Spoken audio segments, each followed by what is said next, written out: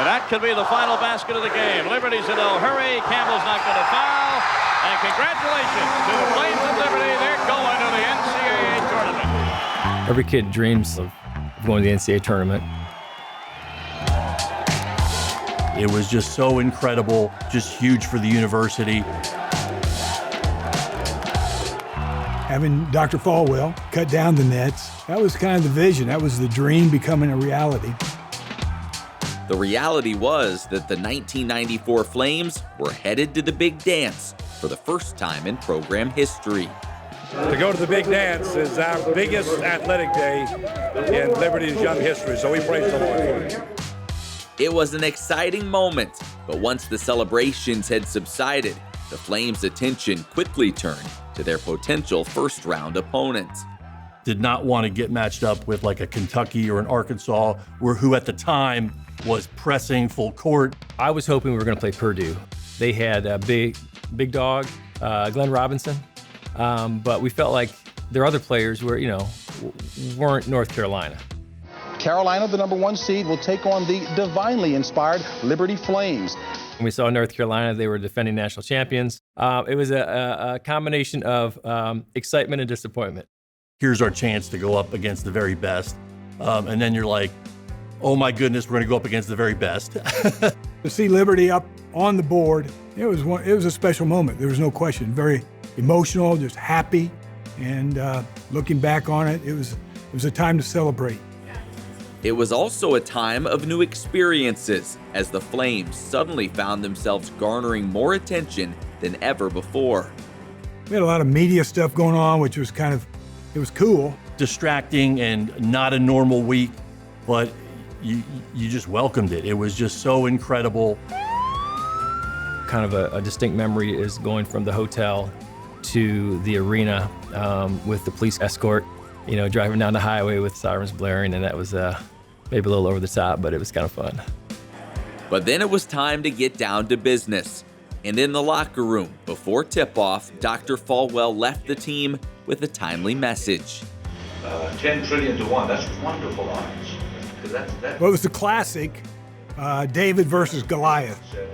Attempt something so utterly impossible that only God can do it. Well, that's where we are today. Typical Dr. Falwell. You guys are going to take it to him, building us up and believing that we were going to do something great.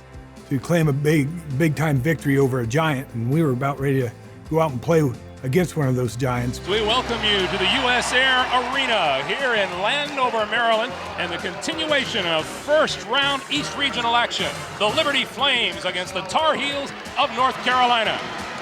A couple of plays that stick out to me are very early in the game. I think Jason Dixon blocked, maybe Montross.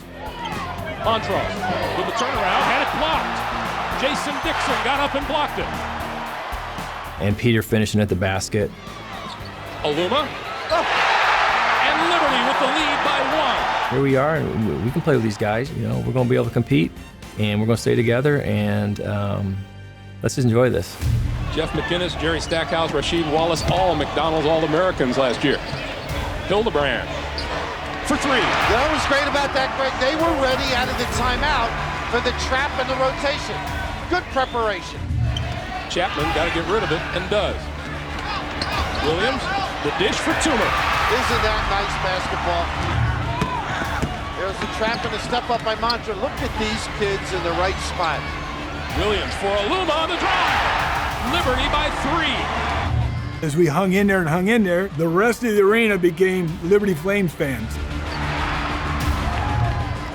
Cheering for the underdog, cheering for the 16. And in the arena, very evident. You could just feel everybody join Liberty's side. Every time we would hit a bucket, 3/4 of the place would cheer. Inside, Dixon got it. At the half, the 16-seed Flames found themselves down just 6 points, and confidence was high. We were right where we needed to be, and obviously felt good about that. It ain't different. They shot 36%. We're doing a good job. All right. Probably a little bit surprised that the game was that close, but thrilled to be where we were. Offensively, And we got to continue doing the same things we're doing. We're getting great shots. We're going to knock them down this half. We're going to knock them down. We're going to go out and shoot it, knock them down. We sort of knew our game plan is working. You know, there's no reason to go against it. We have a great job of getting to the free throw line. We got walls of food, lots of food. Use the free throw line to our advantage. Keep doing what we're doing, and very positive. Went back out and again started the second half, you know, right where we left off. And if you can win a second half, you can win a game.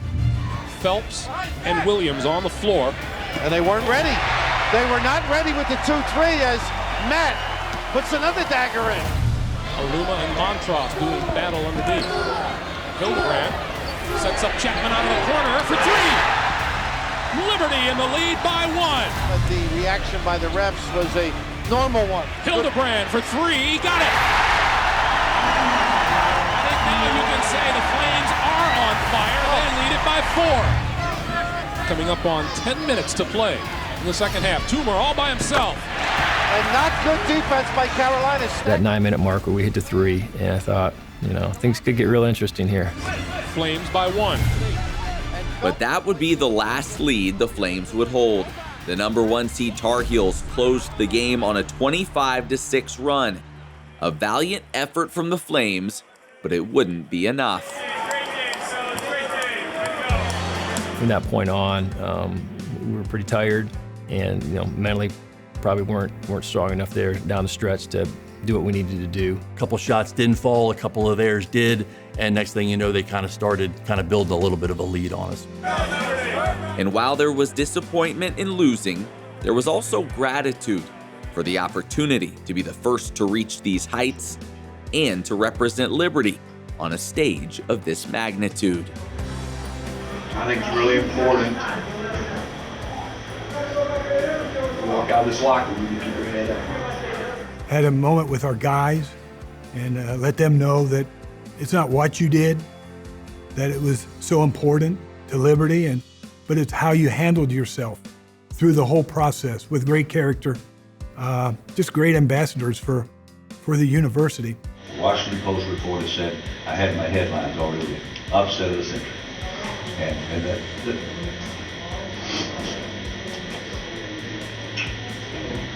that's what you did.